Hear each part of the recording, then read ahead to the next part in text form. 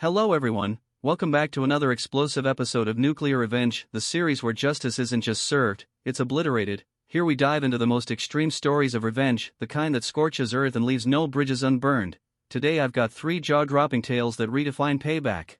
This first story's titled The Bully Who Stole My Childhood. My name is Ellis, and I know what it's like to disappear before you've even grown up. I was 9 the year it happened. The year a single moment turned my entire childhood into something I'd later spend decades trying to forget or avenge. It started, of all things, with a toy. Back then, I was the quiet kid, the one who sat alone at lunch. I smelled like cigarettes sometimes, not because I smoked, but because my dad did, and the stink of him clung to everything I owned. He was a mean drunk, not the kind that staggered around mumbling, the kind that hit hard and fast and didn't apologize after. So I kept to myself. Then one day, out of nowhere, Casey Anders sat beside me during recess. Blonde hair, easy smile. The kind of kid teachers used as examples of leadership. He cracked a joke about how we both liked the same comic book character, and I laughed, nervous and starved for attention. No one had ever really talked to me like that before. Not like I was a person. We laughed, talked about school, even shared secrets of mine were real, his were probably just bait. That day, I brought my prized possession to school, a limited edition Batman action figure I'd saved months to buy. I mowed lawns, skipped snacks, traded away junk at garage sales. It wasn't just plastic and paint, it was proof that I could have something good. Casey noticed it immediately. "Man, that's insane," he said, eyes wide. "Can I borrow it? Just for tonight? I'll bring it back tomorrow." I hesitated, but he'd been kind, and I was desperate to keep the friendship alive. "Okay,"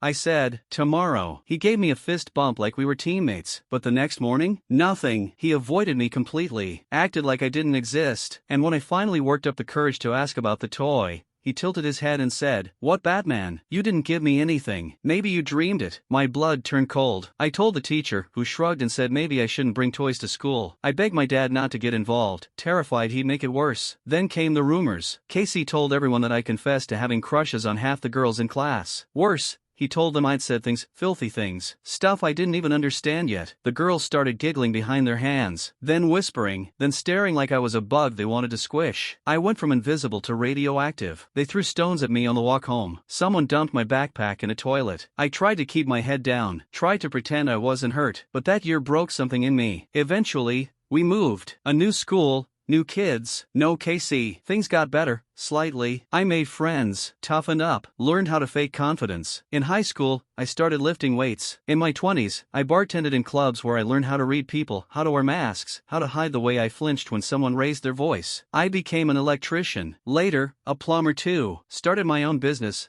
Got damn good at it. My name built weight in my town, respectable weight. People called me reliable, on time, honest. That's the thing about pain, it can turn you into someone people rely on, just so you never feel like that powerless kid again. I thought I was over it, until the call came. 2:13 a.m. emergency flood. Electrical danger. Kid's room caved in from rot. A frantic woman's voice on the line, begging for help. I rolled out of bed, drove half asleep across town, pulled up to a 2-story house on a cul-de-sac. Clean, suburban, the kind of place I'd imagine myself living in, back when I was 9 and dreaming about anything else. She opened the door, eyes swollen, panic all over her face. "Please, my husband's not home," and I didn't know what to do. I told her it wasn't her fault. I always say that. Usually it's true. I stepped inside. Water, damage, a crack in the floor, wires exposed. Then the front door slammed. I turned, and there he was. Casey Anders. Older, heavier. But that smile? Still the same. Except now, I knew exactly what hid behind it. He didn't recognize me at first, not until I offered my hand and said, "Ellis. Ellis Merton." I watched it hit him like a gut punch. He blinked, hesitated, then smiled. "Wow. Hey, long time." "Yeah,"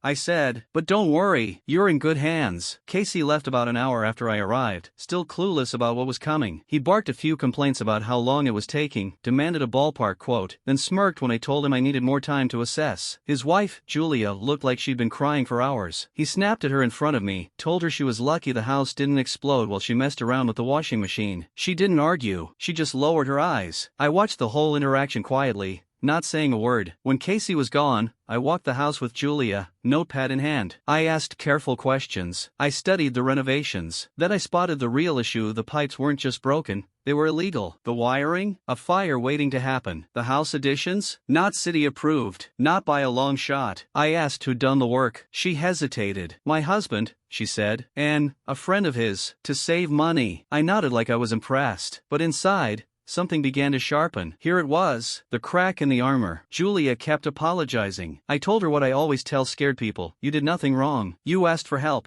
and you're going to get it. What I didn't tell her was who I really was, or why I was about to put her entire life through a shredder. That night, I went home and started documenting. Photos, floor plan copies. The city records portal became my playground. The permit violations alone would take months to sort, but that was only the first thread. I called Donovan the next morning, an old contact in city inspection. We'd done favors for each other before. I laid it out clean: structural violations, non-licensed modifications, faulty plumbing near live electricals. I sent him everything. Jesus, Donovan muttered. This place is a lawsuit waiting to happen. Yep, I said, and I thought the city should know. Donovan scheduled a formal inspection for 2 days later. I made sure Julia would be home to let him in. Then I did one more thing. I printed an invoice for the emergency call out. It wasn't huge, $3.50, but I left it in their mailbox with my card, just to make sure Casey remembered my name, just to keep that seed planted. Over the next 48 hours, Donovan went through the place like a man on a mission. His report was brutal. Non-code wiring throughout the additions. No permits filed for structural expansion. Cheap PVC plumbing designed for gray water use in a full load system. The place wasn't just unsafe, it was illegal. Julia called me the next day. She was frantic. They said we might have to tear it all down. I offered a measured voice. If you need help sorting out the legal stuff, I've got people I can refer you to. Casey called me 20 minutes later, his voice frothing with rage. You bastard, he spat. You called them, didn't you? I kept my tone calm. They were going to find out eventually. It's public record.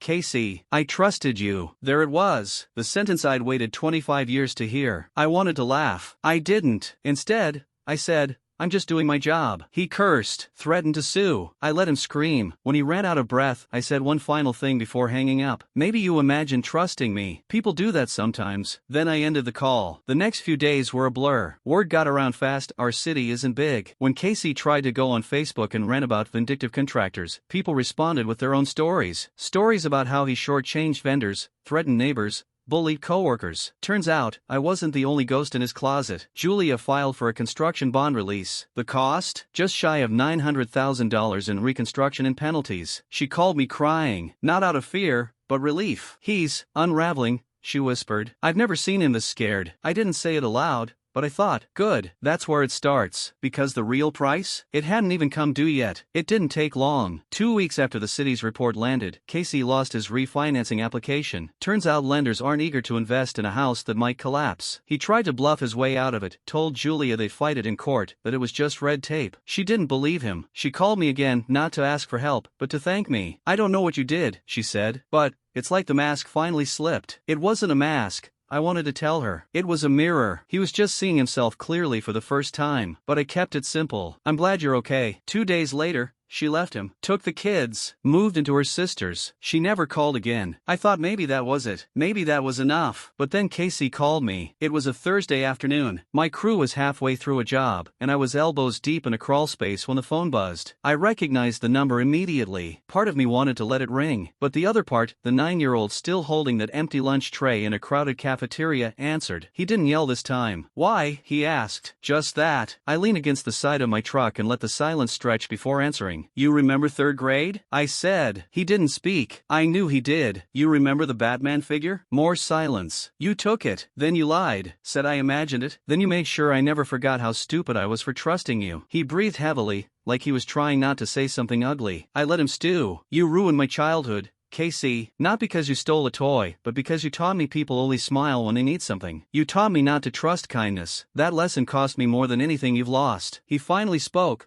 voice low. You're a psycho. Maybe, I said, but I sleep just fine. I was about to hang up when he said something I didn't expect. I didn't think it mattered. That stopped me. It was honest. Maybe the only honest thing he'd said to me in 30 years. You never think it matters, I said, until it's you standing in the wreckage. He hung up. That night, I sat on the porch with a beer, watching the wind stir the leaves. I thought about all the time I'd spent chasing something I couldn't name: justice, revenge, maybe peace. I'd taken it all from him: his image, his safety, his family. But what I got back, it wasn't joy. It wasn't closure. It was clarity. The kind that comes when the noise finally stops and all that's left is your own voice, whispering, you are no longer that boy. The next morning, I opened the bottom drawer of my desk. Inside was a replacement Batman figure, mint condition. I'd tracked one down a year ago but never opened it. I took it out of the box, held it in my hands. Then I drove to the neighborhood where I grew up. Found the old school, same building, same cracked sidewalk, different principal's name on the sign. I walked around the back where the swing sets used to be. There was a bench now. I sat, and I left the figure there. No note, no explanation, just a ghost, returning what was taken. This next story is titled Corporate God Falls from Glass Tower. They say you can't hear anything through the glass on the 27th floor. That's a lie. You can hear everything. The buzz of fluorescent lights, the steady drone of HVAC ducts, the tap-tap of fingers on keys in adjacent cubicles. Most of all, you can hear the silence that settles when no one knows what to say, or worse, when everyone does, but they're too afraid to say it. My name is Andrew. I used to work at Brixton & Rowe, a private capital firm in the Loop. We did institutional acquisitions, debt refinancing, leveraged buyouts. All the good corporate sins dressed up in suits and coffee breath. I wasn't some mid-tier grunt. I was senior vice president of operations. Big office, big salary, corner windows that looked out over the city like I owned it. And then came Mason Grant. He came in shiny. Former Goldman, 33. Barely looked old enough to rent a car, but carried himself like he owned the building. The board called him a strategic appointment, said he'd drive culture transformation. That meant heads would roll. I wasn't worried. At first, Mason was all charm and shoulder pats. He brought in espresso machines, moved Friday meetings to cocktail hours. He called me Drew, even though I never gave him permission. You've got the mind of a chess player, he told me once. I need guys like you. And I bought it. Until the reviews. Until the board presentations I was left off of. Until the project I'd pitched, built, and presented was suddenly rebranded under Mason's name. Until I got a call from HR about performance concerns with no specific incidents, no paper trail, no one I could pin it to. Just whispers. That's how it starts in places like Brixton & Rowe. Not with a knife in the back, with a hand on your shoulder and a smile on your face. I tried to push back. Scheduled meetings with senior partners. Showed them the data, the workflows, the numbers. But their eyes always flicked back to the door, to the clock, to anything but me. That's when I realized it wasn't Mason I was fighting. It was the system that made room for him. I wasn't angry yet, just tired, so goddamn tired. 15 years of grinding, of skipping birthdays, anniversaries, weekends. For what? To be made obsolete by a man whose only skill was knowing who to drink with? They gave me 30 days notice, said it was a strategic reorganization, offered me a consulting contract. I told them to shove it, but I didn't go quietly. I started watching the late-night file transfers, the off-books contracts, the shell companies parked in Luxembourg that didn't match any approved vendor lists. I copied everything, backed it up 3 times. Mason was good, but not that good. The day before my last official day, I booked a meeting with internal audit. I brought coffee and a hard drive. The man from internal audit was named Tom, mid-50s, ex-military posture, zero sense of humor. The kind of guy no one remembered from holiday parties, but who always knew when a contract went missing or a report didn't add up. I liked Tom. I handed him the drive without ceremony. Encrypted, triple-backed. Everything's organized by vendor, region, and fiscal quarter. He raised an eyebrow. Should I ask what I'm looking at? I leaned forward. Fraud. Wire fraud. Insider trading. Possibly tax evasion. He didn't blink. Where did you get it? He asked. My job, I said, before it wasn't mine anymore. He plugged it into a secure laptop, skimmed through the directories. His mouth tightened at the sight of one name in particular, Lutex Holdings, Cayman Branch. He didn't say anything, but I saw the shift in his eyes. He closed the laptop, nodded once, and said, "Don't talk to anyone else about this. I'll be in touch." Then he left. I walked out of the building 10 minutes later. Nobody said goodbye, but I didn't need a send-off. What I needed was time. The first wave came quietly. The internal audit team called for a private inquiry. Emails were pulled. Phones flagged. Discreet interviews scheduled. Mason didn't even know it was happening until someone from legal asked him to clarify a few inconsistencies in a funding report. He laughed it off. But Mason wasn't stupid, just arrogant. He knew something was wrong when his calendar stopped getting filled, when the partners started CCING compliance on their threads. He sent me a text 3 days later. "Drew, we need to talk. What are you doing?" I didn't reply. 2 weeks later, a Bloomberg leak hit the wire. Brixton & Rowe execs under scrutiny for international tax evasion scheme. The article didn't name names yet, but it mentioned a whistleblower. It mentioned falsified financial reports. It mentioned Lutex. I sat in my apartment with a drink in hand, watching Mason's LinkedIn profile in real time as it went dark. I wasn't finished. You see, I didn't just collect files. I recorded conversations. I kept messages. I copied emails from his executive assistant, the ones where he joked about moving the numbers around or playing ball with the board. board. I traced shell company owners to relatives. I charted the architecture of the fraud like a virus map. I knew that kind of empire doesn't collapse in silence, so I sent a packet to the IRS, to the SEC, to every major publication I knew with a business editor hungry for blood. But that was just the storm above ground. The real cut came from underneath. Mason's biggest asset wasn't his position, it was his reputation. He was being groomed for something bigger. A merger, a seat on another firm's board, a future built on backroom deals and cocktail charisma. So I called in a favor. A friend from Wharton, now working in private compliance due diligence, owed me. I gave him a name, told him to do a background scrub as if Mason were a new executive hire. What came back was beautiful. Fake references, photoshopped credentials, 3 years of inflated deal credits, enough to torpedo a career. I knew someone would leak it, and they did. The story broke on a Monday. Front page of the Financial Ledger, 6 a.m. Eastern Standard Time. The headline read, "Star Executive Fabricated Career, Orchestrated Multinational Fraud." Below it, a photo of Mason Grant, caught mid-sentence at some awards gala, champagne in hand, frozen in time with that signature smirk. It looked different now, hollow, afraid. By noon, every major business outlet had picked it up. By 2,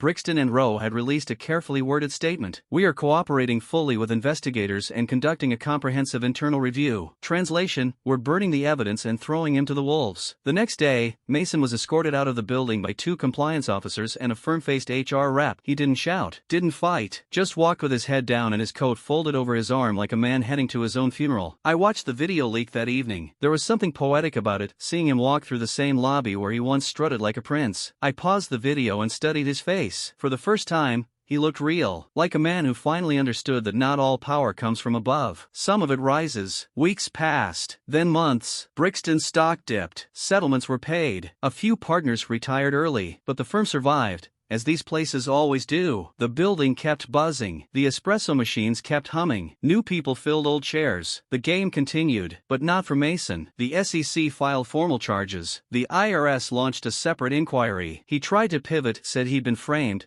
misled by junior staff, targeted by a vengeful former colleague. No one believed him. He disappeared. No more panels, no more keynote speeches. His name became a cautionary tale in MBA programs. I'd burned him completely, but I wasn't done with the ashes. In the quiet aftermath, I got an email from Tom. "Audit team agrees. You kept this place from going off a cliff. There's a seat opening on the risk advisory board. Your name's already on the list. You want it?" I read it twice, and then I closed the email. I didn't want it. Not anymore. I'd learned something in all those late nights copying files and charting fraud. Revenge can give you justice, but it won't give you peace. And I didn't want to become another suit on the 27th floor. So I cashed out, sold my condo, moved out of the city, bought a rundown house near the lake and rebuilt it piece by piece. No board meetings, no spreadsheets, just wood, silence, and breath. Sometimes I still get calls, job offers, invitations. I ignore them. I've spent enough time in glass rooms with liars. Now, I build walls you can lean against, and windows you can actually see through.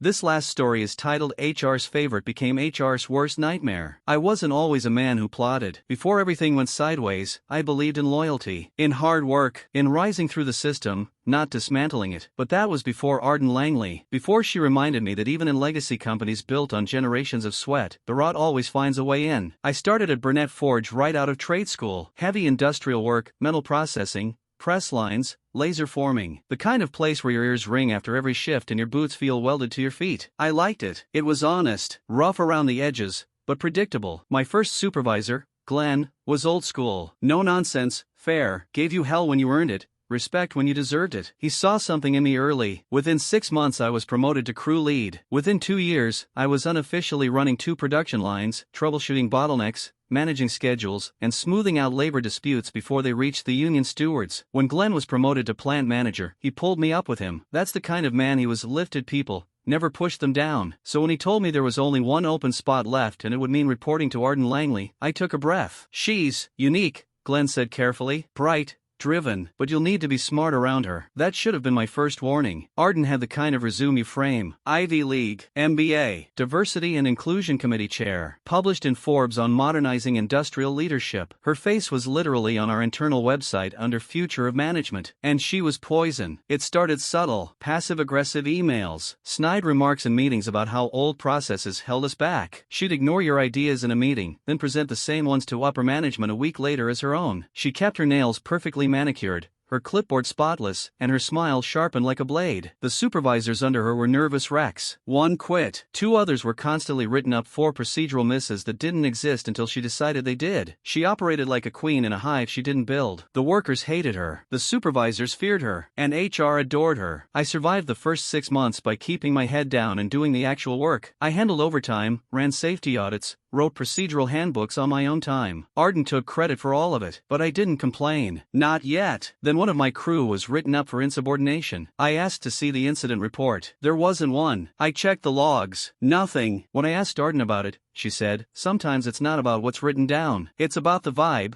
the energy. I stared at her like she'd just told me gravity was optional. That's when I realized what kind of war this was. Not bullets. Bureaucracy. And people like Arden? They don't fire you. They strangle you with red tape. One policy at a time. She tried it on me a month later, called me into her office, closed the door, pulled out a folder. Concerns have been raised about your management style, she said. Team morale, inconsistency in report timing, a general lack of forward-thinking strategy. I knew what this was. A dossier. A narrative. The beginning of my end. She smiled. We just want to support you, help you get back on track. You understand. I looked at her and said, absolutely, but what I meant was, you've declared war, and I never lose a war. I walked out of that office with a half smile and a full understanding. Arden Langley had started the paperwork to erase me. What she didn't know, what no one ever suspects about the quiet ones, is that some of us are very, very good at being underestimated. I didn't retaliate. Not at first. Instead, I got smart. I called Glenn that night, told him I needed to talk. We met in a 24-hour diner off Route 6, the kind of place where old men read newspapers and no one asks questions. I laid it all out, Arden's fake write-ups,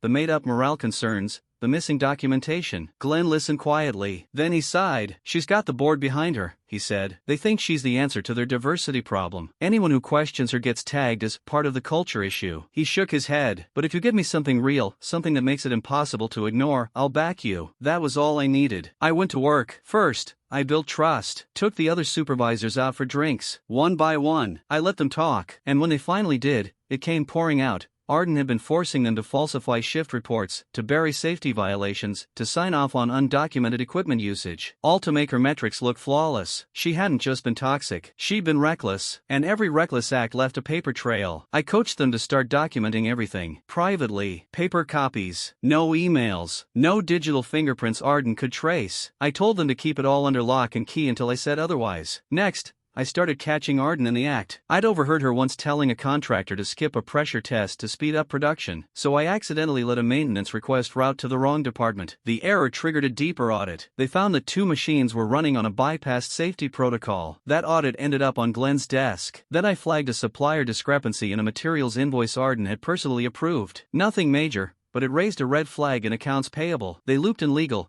who flagged the transaction for non-compliance. Strike 2. But the real blow came when I pulled together the supervisors and showed them how to resign the right way. Not the panic quit Arden expected. No, I taught them how to go out clean. Each submitted a formal resignation with 2 weeks' notice, CC'd HR, Glenn, and the VP of Compliance. Each one referenced a hostile and retaliatory management environment without naming Arden directly, just enough to start a conversation. And I made sure every resignation was scheduled to land the same day. 7 in total. In a company that hadn't had more than one supervisor quit in a quarter in over a decade. HR called Glenn. Glenn called me. I think it's time, he said. So I walked into the next department head meeting with a folder of my own. Printed emails, altered reports, signed statements, and a single flash drive labeled, for internal use only. I laid it on the table, pushed it toward Glenn. Arden sat across from me, calm at first. Then she saw her name on the forms. She reached for the folder. Glenn stopped her. We'll handle this, he said. Thank you, Arden. Her face didn't break. Not yet. But her eyes darted left, right, calculating exits. There weren't any. Arden didn't show up the next morning. Her office lights stayed off. Her car wasn't in the lot. No explanation. No notice. Just silence. By noon, word was out. She'd been suspended pending a full investigation. Glenn called a department-wide meeting and gave a perfectly neutral statement about leadership transition and ongoing reviews. But we all knew what it meant. I didn't smile. I didn't gloat. I just went back to work. The audit team arrived 3 days later. Quiet suits, flat expressions. They interviewed everyone, pulled badge logs, email archives, shift rosters. One of them even asked to shadow my morning huddle. I told him to bring a helmet. The story they uncovered wasn't just damning, it was terminal. Arden had falsified performance metrics on 6 production lines. She'd skipped mandatory quality gates on over 1,000 units, pushed undocumented overtime,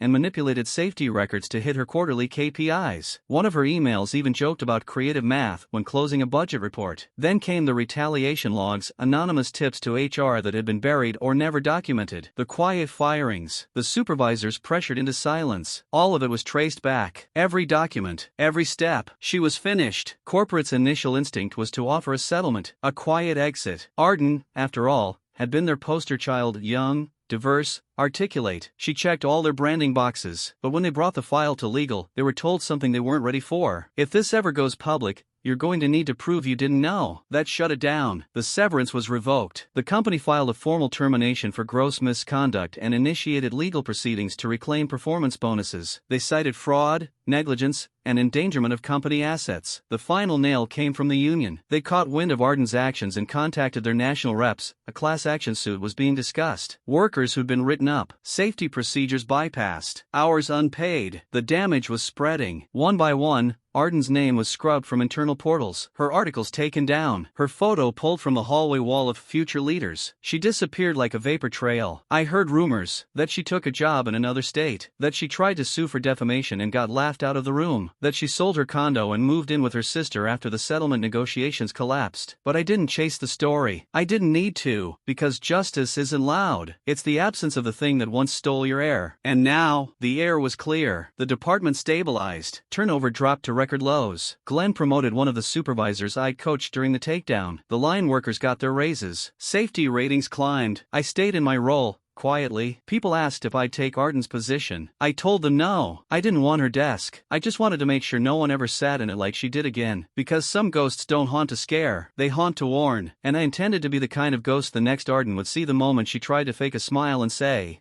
"Trust me,